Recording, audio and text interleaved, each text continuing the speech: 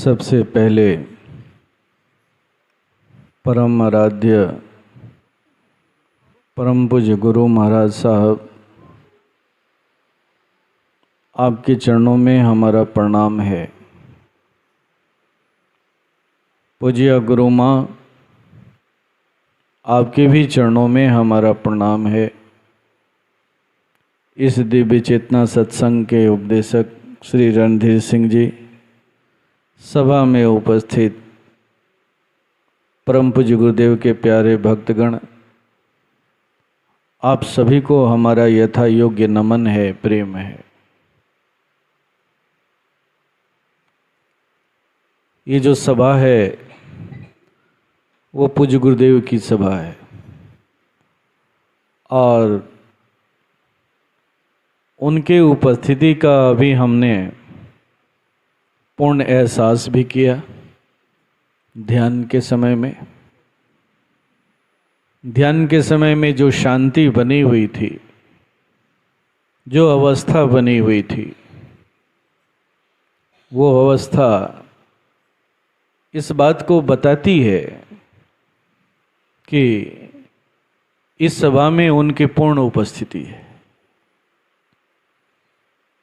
जैसा कि रणधीर सिंह जी ने सत्संग परिचय देते हुए कहा था कि ये सत्संग गुरु प्रधान सत्संग है। तो आइए थोड़ी बहुत आज गुरु पर ही चर्चा कर लेते हैं कि गुरु कितना महान होता है। एक बार की बात है, रामकृष्ण परमहंस एक दिन विवेकानंद को अपने आवास पर बुलाते हैं और बुला करके पूछने लगते हैं कि नरेंद्र, तुम्हें वो दिन याद है जब तुम 2-2 दिन तक भूखे रह जाया करते थे और जब घर आते थे तो तुम्हारी माँ तुम्हें खाना के लिए पूछती थी तो तुम झूठ बोल दिया करते थे कि नहीं माँ, अभी अभी मैं अपने मित्र के यहाँ से खा करके आ रहा हूँ। लेकिन सच्चाई यही है कि तुम झूठ बोल दिया करते थे। तुम सोचते थे कि ये खाना वो तुम्हारे छोटे भाई को दे दे,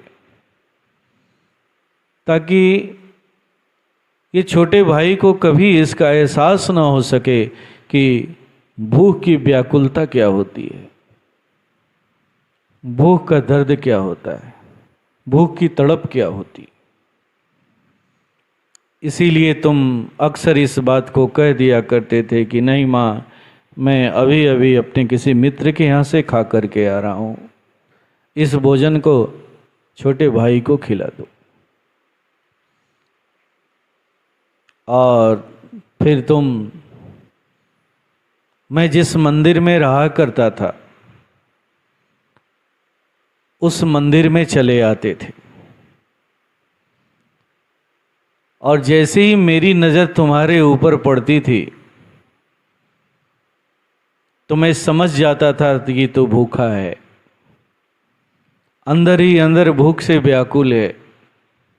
और फिर मैं तुम्हें मंदिर में चढ़ने वाले प्रसाद, मक्खन, मिठाई, मलाई, जो कुछ भी हुआ करता था वो तुम्हें दे दिया करता था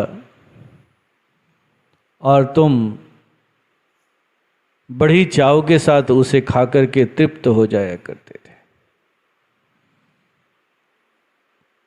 विवेकानंद से रामकृष्ण परमहंस पूछते हैं, क्या तुम्हें ये बात याद है ना?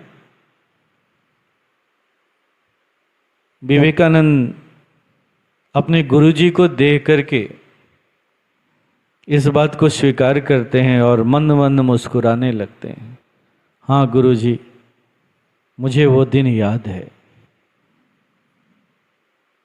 फिर परमहंस रामकृष्ण एक बात पूछते हैं कि अच्छा विवेक नरेंद्र, यह बताओ कि जब तुम भूख से तड़प रहे होते थे, भूख से व्याकुल रहा करते थे, तो मैं तुम्हारे अंदर की बात कैसे जान लिया करता था? विवेकानंद कुछ देर सोचने लगते हैं, उत्तर देते हुए कहते हैं कि गुरुजी, आप अंतर्यामी जो हैं, आप अगर अंदर की बात नहीं जानेंगे तो कौन जानेगा? फिर परमहंस रामकृष्ण पूछते हैं, अच्छा यह भी बता दो कि अंतर्यामी का मतलब क्या होता है? तो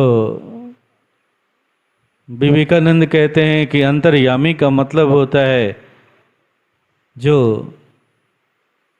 अंदर की बात जान लेता है।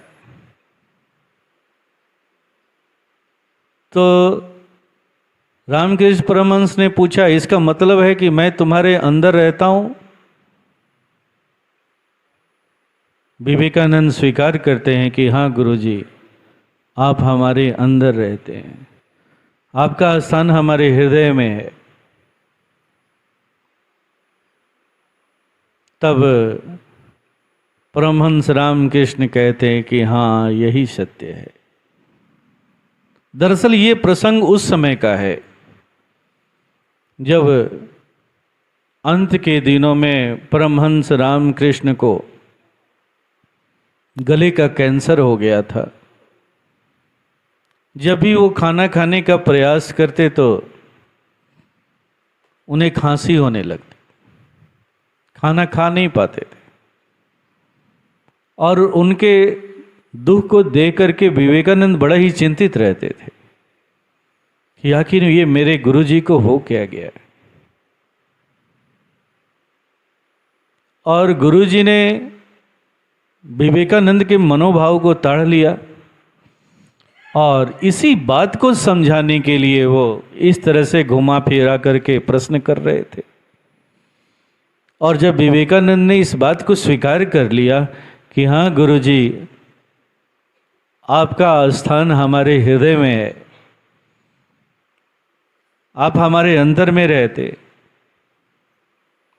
तब परमहंस रामकृष्ण ने कहा कि अच्छा यह बताओ कि जब मैं तुम्हारे हृदय में रहता हूँ, तुम्हारे अंदर में रहता हूँ, तो तुम जब प्रसाद खाया करते थे तो उससे जो तृप्ति तुम्हें मिलती थी तो मुझे भी तृप्ति मिल जाया करती होगी।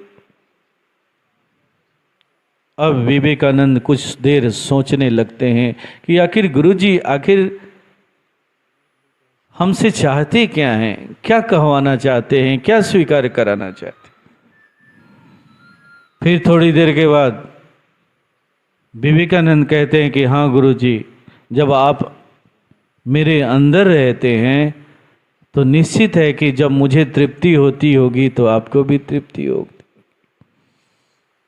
परमहंस रामकृष्ण ने कहा कि हाँ ऐसा ही है। इस बात को हमेशा याद रखना, गुरु कभी भी केवल अपने मुख से नहीं खाता है, गुरु तुम्हारे मुख से भी खाता है, अपने भक्तों के मुख से भी खाता है। जब उसके भक्त तृप्त होते हैं तो गुरु भी तृप्त होता है, जब उसके शिष्य तड़पते हैं तो गुरु भी तड़पता है। उसका जीवन ही गुरु के लिए है। इसलिए तुमने ऐसा कैसे सोच लिया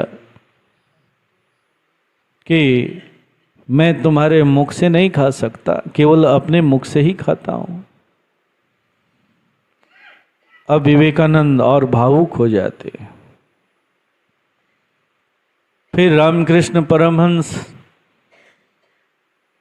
कहते हैं कि अच्छा नरेंद्र, यह बताओ कि क्या तुम मुझे आज एक वचन दोगे? विवेकानंद कहते हैं कि जी गुरुजी, बोलिए तो सही, आप क्या वचन लेना चाहते? तो उन्होंने कहा कि मैं तुमसे यही वचन लेना चाहता हूं कि अब कुछ दिनों के बाद ये मेरा शरीर नष्ट हो जाएगा और मैं चाहता हूं कि मैं तुम्हारे शरीर में रहूं, तुम्हारे माध्यम से काम करूं। क्या तुम अपने शरीर को मेरे रहने योग्य बनाओगे ना? कहते हैं कि विवेकानंद इतने भावाविभोर हो जाते हैं कि वो गुरु जी के गले लग जाते और उनसे वचन देते हैं कि हाँ गुरु जी, मैं अपने आप को ऐसा बनाऊंगा कि आप हमारे अंदर रह सकें, आप हमारे कदमों से चल सके, हमारी वाणी से बोल सके, सारी क्रियाकलाप आप मेरे इस शरीर के द्वारा कर सके। ये गुरुजी वचन लेते। दरअसल केवल रामकृष्ण परमहंस ही नहीं, जितने भी सद्गुरु हैं वो सभी के सभी अपने शिष्यों से ऐसा ही वचन लेते हैं। उनके अंदर में ये कामना होती है कि एक दिन मैं अपने शिष्य के पैर से चलूं, अपने शिष्य के वाणी से बोलूं, मेरी पहचान मेरे शिष्य के चरित्र से हो। इस संसार में एकमात्र गुरु ही है जो अपनी पहचान अपने शिष्य के माध्यम से चाहता है। इसके अलावा कोई रिश्ता ऐसा नहीं है जो चाहता है। वो सारे रिश्ते यही चाहते हैं कि मेरे अन्य रिश्तों की पहचान मेरी वजह से हो, लेकिन गुरु और शिष्य का रिश्ता ऐसा रिश्ता है कि गुरु हमेशा यही चाहता है कि मेरी पहचान मेरे शिष्य की वजह से। उसके अंदर में यही कामना होती है, इसी का दर्द होता है। और यही कामना, यही दर्द हमारे परम पूज्य गुरु महाराज साहब के भी अंदर था। आपको याद होगा कि जब उन्होंने आप सबों को दीक्षा दिया होगा तो ऐसा वचन जरूर लिया हो। आपसे लिया है कि नहीं लिया है मैं नहीं कह सकता, लेकिन मैं अपने उपदेशकों के बारे में तो जरूर जानता हूं कि उन्होंने सभी से ऐसा वचन लिया था। ये वचनबद्धता बहुत ही एक शिष्य के लिए बहुत ही आवश्यक है, क्योंकि ये वचनबद्धता हमेशा हम सबों को संभालती है। वचन दे करके जब हम बंधते हैं और फिर जब गुरु के बताए हुए मार्ग का अनुसरण करते हैं, उस पर जब चलते हैं, तो ये हमेशा हमें हमारे जीवन में सुरक्षा प्रदान करती है, सुरक्षा कवच प्रदान करती है। हमें कभी बहकने नहीं देती, कभी गलत रास्ते पर नहीं जाने देती। ये वचनबद्धता कैसी है, इसका चरित्र कैसा है? तो ठीक नदी के दो किनारों की तरह। नदी में जल है, अगर जल थोड़ा भी है, उसमें शक्ति कम है, फिर भी अगर वो जल दो किनारों के माध्यम से अगर जा रहा है तो वो अपने लक्ष्य तक बड़ी आसानी के साथ पहुंच जाता है और बड़ा ही अनुशासित तरीके से जाता है। लेकिन वही एक बाढ़ का जल, वो भी तो जल ही है। बाढ़ का जल में क्या होता है? तो वो केवल और केवल तहस नहस करना जानता है।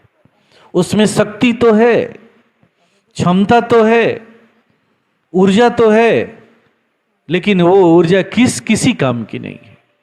वो केवल और केवल मिटाना जानता है, तहस नहस करना जानता है। लेकिन वही नदी का जो जल है वो वचनबद्ध है अपने दोनों किनारों की वजह से, अपने किनारों के प्रति। और ये वचनबद्धता उसे ही बड़े अनुशासित तरीके से उसको अपने लक्ष्य तक पहुंचा देती है। वो केवल निर्माण करना जानता है, निर्माण करना जानता है। लेकिन अक्सर ये देखने को मिलता है कि हम वचनबद्ध होते हैं गुरु के प्रति, लेकिन अपनी वचनबद्धता हमें याद नहीं रहती। हम भूल जाते हैं कि हमने अपने गुरु को कुछ वचन भी दिया है। जब हमारे गुरु ने अपने साथ हमें जोड़ा था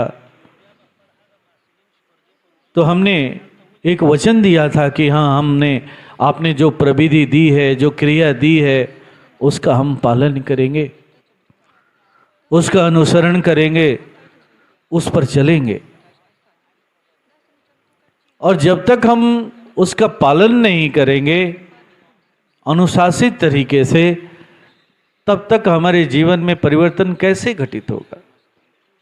नहीं घटित होगा। और अक्सर ये देखने को मिलता है कि हमें अपने गुरु पर विश्वास ही नहीं होता।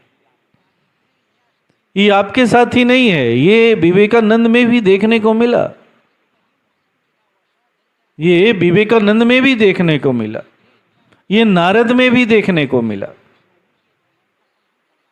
विवेकानंद हमेशा अपने गुरु के प्रति एक हीन भावना पाला करते थे। मेरे गुरु महान तो हैं, सब कुछ ठीक है, लेकिन मेरे गुरु कैसे हैं? तो निरक्षर गुरु हैं, निरक्षर गुरु। उन्हें अपने वेद वेदांत के ज्ञान पर बड़ा ही गर्व था, गर्व था। और कहते हैं कि जब अमेरिका में धर्म सभा का आयोजन हुआ और किसी तरह उन्हें उसमें भाग लेने का जब मौका मिला और जब उनकी बारी आई तो सारा वेद वेदांत का ज्ञान उनका धरा का धरा रह गया, कोई काम नहीं आया। सारा अभिमान उनका चकनाचूर हो गया। और उसी समय जब उन्हें कुछ समझ में नहीं आ रहा था तो कहते हैं कि उसी समय वो अपने उसी निरक्षर गुरु के शरण में जाते हैं, याद करते हैं, याद करते हैं। और जैसे ही याद करते हैं, अपने को समर्पित करते हैं, एक प्रकाश का पुंज पैदा होता है, शून्याकार आकृति लिए हुए। और कहते हैं कि वो उसमें समा जाते हैं, खो जाते हैं, फिर पता नहीं क्या हो रहा होता है। अब जब उन्हें होश आता है तो देखते हैं कि सभा पूरी मेज थपथपा रही होती है, उनकी जय जयकार हो रही होती है। बाद में उन्हें पता चलता है कि उनके मुख से जो कुछ भी निकला वो विषय भी क्या था? तो वही शून्य का विषय था। जिस विषय में वो खोए हुए थे वही विषय शून्य का विषय। तो ये है गुरु, ये है गुरु। और उसी समय उन्हें उनका अपने गुरु के ऊपर विश्वास जो पैदा होता है वो अटल विश्वास पैदा होता है। वरना उसके पहले वो भी अपने गुरु को हमेशा निरक्षर गुरु ही समझते रहे। सब कुछ होते हुए भी उनके अंदर में एक हीन भावना रहती थी कि मेरे गुरु कैसे है? तो निरक्षर गुरु। लेकिन वो निरक्षर गुरु कितना महान है, कितना महान है, उस दिन अपने गुरु के सही सच्चाई का उन्हें एहसास हुआ, एहसास हुआ। ये है गुरु। नारद के साथ भी एक बार ऐसा ही हुआ। कहते हैं कि एक बार नारद जी जैसे तैसे साधना करके विष्णु लोक में पहुंच गए। विष्णु लोक में पहुंचने के बाद उन्होंने विष्णु जी से निवेदन किया कि प्रभु मैं चाहता हूं कि अब आपके ही लोक में रहूं। विष्णु जी ने कहा कि ऐसा है कि तुम्हारे जीवन में अभी कोई गुरु नहीं है, पहले गुरु धारण करो, गुरु की भक्ति करो। जब गुरु की भक्ति करोगे तब तुम्हारे अंदर में वो पात्रता आएगी, जो पात्रता तुम्हें यहाँ रहने लायक बनाएगी। अभी तुम मनमुख हो, गुरुमुख नहीं हो। मन को एकाग्र करके तुमने शक्तियां तो इकट्ठा कर ली हैं, ऊर्जा तो इकट्ठा कर लिया है, शक्तियां तो बटोर लिया है, लेकिन अभी उन शक्तियों में वो दम नहीं है जो तुम्हें यहां रहने योग्य बनाते। इसलिए जाओ, पहले गुरु धारण करो, गुरु धारण।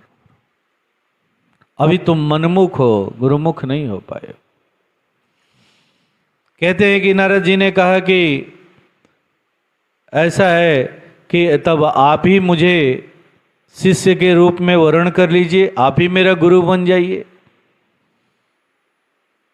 तो विष्णु जी ने कहा कि नहीं नहीं, तुम्हें मृत्यु लोक में जाना होगा, वहां पर जाकर के गुरु धारण करना होगा, वर्षों उनके साथ रहना होगा, क्योंकि तुम्हारे अंदर जो मनमुखता है उसको कोई तोड़ सकता है तो गुरु ही तोड़ सकता है। क्योंकि गुरु का दूसरा नाम ही है अपने मैं को मिटाने वाला, अहंकार को तोड़ने वाला। तुम्हारे अंदर में अभी इसका अहंकार है कि तुम बहुत बड़े ज्ञानी हो, विद्वान हो, ज्ञाता हो, ओजस्वी हो, तेजस्वी हो। इसलिए जाओ और वहाँ पहले अपने गुरु की तलाश करो, गुरु का वर्ण करो और फिर साधना करो, उनकी भक्ति करो। तब तुम में जब योग्यता आएगी तो मैं सोचूंगा। तब ब्रह्मा जी ने, नारद जी ने कहा कि ऐसा है, मुझे समझ में नहीं आ रहा है कि मैं किसे गुरु के रूप में वर्ण करूं। तो उन्होंने कहा कि ठीक है, मैं बता देता हूं। जब तुम सुबह, जो व्यक्ति सबसे पहला व्यक्ति तुम्हें दिखाई देगा कल सुबह, वही तुम्हारा वो गुरु होगा। तुम उसे गुरु के रूप में स्वीकार कर ले।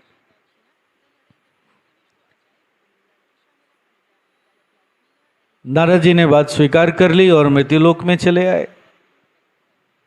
आने के बाद दूसरे दिन जैसे ही सूर्योदय हुआ, वो बाहर निकल गए तलाश में कि पहला व्यक्ति मेरे सामने कौन पड़ता है, वही मेरा गुरु होगा, मुझे गुरु के रूप में उन्हें वर्ण करना है। और कहते हैं कि पहली दृष्टि उन पर एक मछुआरे के ऊपर पड़ती है। मछुआरे को देख करके थोड़ा सा अचंभित हो जाते हैं, सोचने लगते हैं कि ये मेरा गुरु कैसे हो सकता है, एक मछुआरा मेरा गुरु कैसे हो सकता है।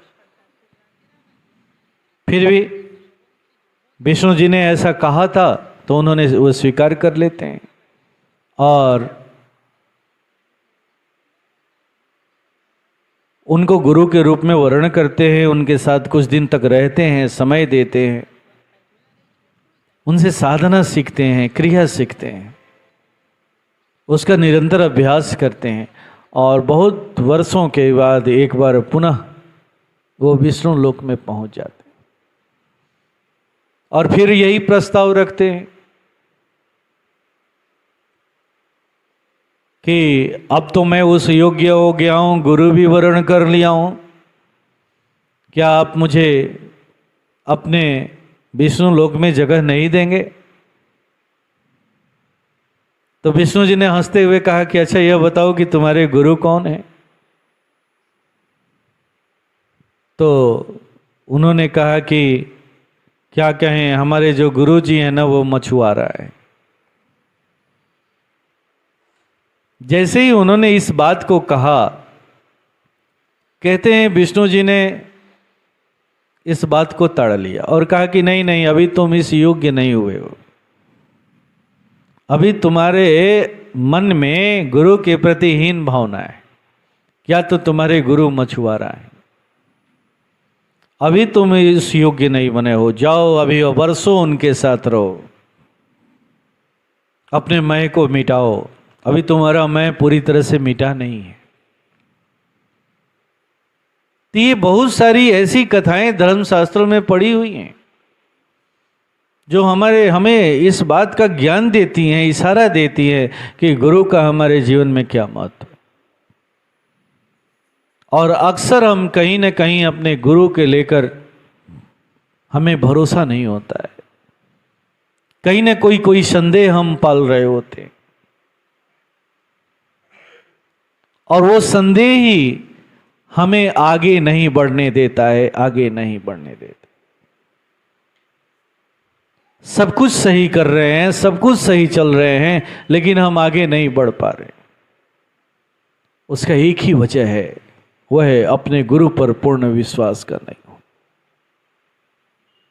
हमारे महापुरुषों ने गुरु के बारे में तो यहां तक कहा है कि न गुरु रोधिकम तत्वम, न गुरु रोधिकम ज्ञानम, न गुरु रोधिकम तपः, तस्मै श्री गुरुवे। उन्होंने कहा कि न गुरु रोधिकम तत्वम, कहा है भगवान कृष्ण कहते हैं ना कि तत्वों के माध्यम से जो मुझ ब्रह्म को जानता है वही कृष्ण है, वही वासुदेव है। मेरे 4 भक्त हैं, आर्थ और अदार्थी, ये 2 भक्तों को मैं मदद तो कर देता हूं, लेकिन अपनी भक्ति नहीं देता। लेकिन जो जिज्ञासु भक्त है उसको तो उसका थोड़ा सा ख्याल रखता हूं, लेकिन जो तत्वदर्शी है, जो तत्वों के माध्यम से मुझको जानता है, वो ब्रह्म है, वो भक्त नहीं है, वही ब्रह्म है, वही वासुदेव है, वही कृष्ण है। भगवान कृष्ण ने तो यहां तक कहा, लेकिन महापुरुषों ने क्या कहा? तो कहा कि न गुरु रोधिकम तत्वम, ये तत्व ज्ञान भी गुरु से बड़ा नहीं है, गुरु से उससे भी बड़ा है गुरु, ये तत्व ज्ञान से भी ऊपर है गुरु।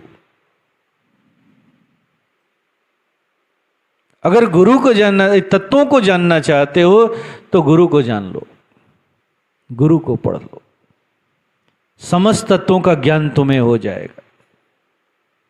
अलग से अन्य तत्वों को जानने की जरूरत नहीं पड़ेगी, समझने की जरूरत नहीं पड़ेगी। अगर सभी तत्वों को जानना चाहते हो, समझना चाहते हो, तो गुरु को जान लो। और फिर बाद में कृष्ण भी यही तो कहते हैं, मन मना भव मद भक्तो मद दाजी माम नमस्करो, मेरे मन से अपने मन को जोड़ ले, मुझे प्रणाम कर, मेरी भक्ति कर। महापुरुष ने कहा कि न गुरु रोधिकम तप, सबसे बड़ा तप क्या है? तो सबसे बड़ा तप यही है कि हमने जो अपने गुरु को वचन दिया था,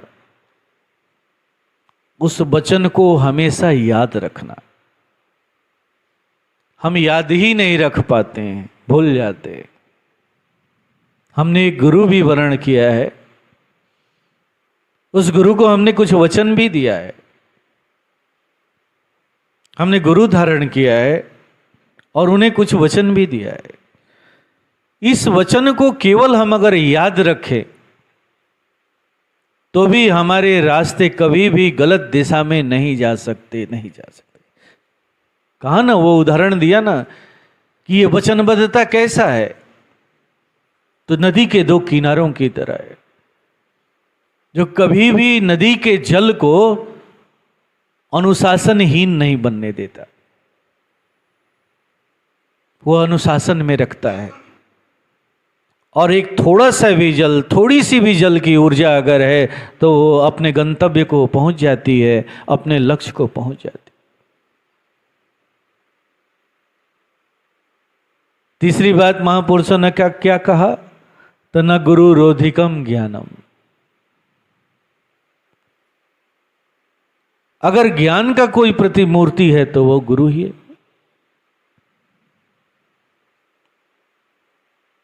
तो गुरु से बढ़कर आखिर है कौन? कुछ भी नहीं। ऐसे ही गुरु की ये भी सभा है, जिनकी तस्वीर मंच पर रखी हुई है।